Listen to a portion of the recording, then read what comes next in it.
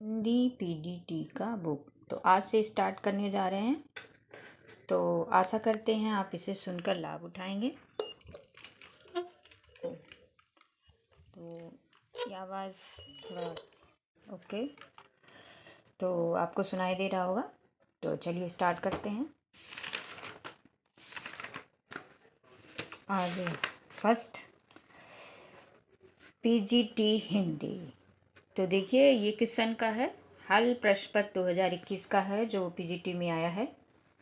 तो पहला क्वेश्चन क्या है, भक्तिकाल ने किस कवि ने बरबे नामिका भेद लिखा है। तो किस कवि ने लिखा है, रहीम ने लिखा है बरबे नायिका भेद। शायद आपको पता भी होगा। इसका व्याख्या पढ़ लेते हैं। भक्तिकाल के प्रसिद्ध कवि रहीम ने बरबे नायिका भेद की रचना की है।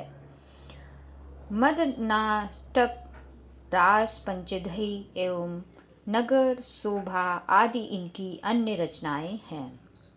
सुजान रसखान एवं प्रेम वाटिका रसखान की प्रसिद्ध पुस्तक है। सुजान रसखान प्रेम वाटिका रसखान की प्रसिद्ध पुस्तक है। उत्तर रामचरित का प्रधान रस है। उत्तर रामचरित का प्रधान रस गरुड़ रस है, क्योंकि उसमें राम जी ने सीता के लिए उपयोग किया है। सारी व्याख्या में उत्तर रामचरित्र का प्रधान रस गरुड़ रस है। उत्तर रामचरित भावभूति का अंतिम नाटक है, जिसमें उन्हें सीता और राम के वियोग का वर्णन किया है। खासकर राम, आपको पढ़कर इतना भी द्रवित हो जाएंगे कि राम भी इतने द्रवित थे। उर्दू आगत शब्द है। उर्दू आगत शब्द है तुर्की। तुर्की उर्दू आगत शब्द है। उर्दू तुर्की से आगत शब्द है। जो शब्द एक भाषा से में उत्पन्न होकर किसी और भाषा में फिर अनुवाद के प्रयुक्त होता हो उसे आगत कहते हैं। आगत किसे कहते हैं? जो उर्दू तुर्की के आगत शब्द हैं कि जो शब्द एक भाषा से उत्पन्न होकर किसी और भाषा में बिना अनुवाद के प्रयुक्त होता है उसे, जैसे हमारी भाषा में बहुत सारी उर्दू बोलते हैं, कफन, इज्जत, ये सब क्या है? उर्दू है। एक में उपसर्ग का प्रयोग है। तो एक में उपसर्ग का प्रयोग किसमें है? चौथे में। कुढंग। व्याख्या, उपयुक्त विकल्पों में कुढंग शब्द में उपसर्ग का प्रयोग हुआ है। कुधन बराबर कुढंग। ठीक है, आगे देखिए। निम्नलिखित में से कौन सा अलंकार ग्रंथ नहीं है? तो चौथा अंग दर्पण नहीं है। व्याख्या देखिए, दिए गए ग्रंथों में रसलीन कृत अंग दर्पण अलंकार ग्रंथ नहीं है। कौन सा ग्रंथ नहीं है? अलंकार। भाषा भूषण के रचनाकार महाराज जसवंत सिंह, शिवराज भूषण के रचनाकार कवि भूषण एवं ललित ललाम के रचनाकार मतीराम हैं। ललित ललाम के रचनाकार कौन है? मतीराम। भाषा भूषण के रचनाकार राजा जसवंत सिंह और शिव राजभूषण के रचनाकार कवि भूषण हैं। ठीक है। यथाशक्ति में समास है। यथाशक्ति में समास अव्ययीभाव समास है। यथाशक्ति में अव्ययीभाव समास है।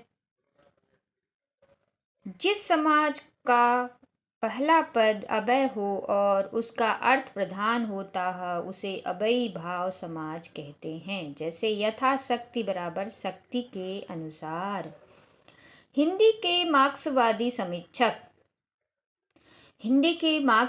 समीक्षक डॉक्टर नामवर सिंह हैं। कौन है? डॉक्टर नामवर सिंह। उपयुक्त विकल्पों में नामवर सिंह एक मार्क्सवादी समीक्षक हैं। तो अगर आ जाए नामवर सिंह मार्क्सवादी समीक्षक हैं तो हाँ, कथन में आता है। बकलम खुद छायावाद कहानी, नई कहानी, कविता के नए प्रतिमान आदि नामवर सिंह के प्रसिद्ध रचना है। कौन से? बकलम खुद, छायावाद, कहानी, नई कहानी, ये सब के कौन है? नामवर सिंह। कहानी के नए प्रतिमान नामवर सिंह। निशा हिंदू उपन्यास के लेखक कौन हैं? तो निशा हिंदू के उपन्यास के लेखक राधा कृष्ण दास हैं। निशाय हिंदू उपन्यास के लेखक राधा कृष्ण दास दुखीन बाला, पद्मावती, महाराज प्रताप आदि उनकी अन्य प्रमुख रचना है। कौन कौन सी रचना है? पद्मावती, महाराणा प्रताप, ये सब निशा हिंदू किसके हैं? सब राधा कृष्ण दास के। एक वाक्य शुद्ध है। एक वाक्य शुद्ध है दिए। एक वाक्य शुद्ध में तट पर लगे वृक्ष और लताओं से नदी की शोभा बढ़ गई है। ये सही है।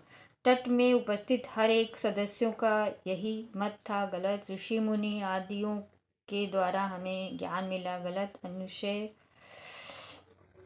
इसमें वाक्य कौन सा शुद्ध है? तट पर लगे वृक्ष और लताओं से नदी की शोभा बढ़ गई थी। शोरसेनी अपभ्रंश के अंतर्गत आने वाली भाषा नहीं है। शोरसेनी अपभ्रंश के अंतर्गत आने वाली भाषा कौन सी नहीं है? तो दूसरा। कौन सा? दूसरा, सिंधी। सिंधी भाषा शोरसेनी अपभ्रंश के अंतर्गत आने वाली भाषा नहीं है। सिंधी भाषा का विकास बाचड़ अपभ्रंश में माना जाता है। तो आज यहीं तक।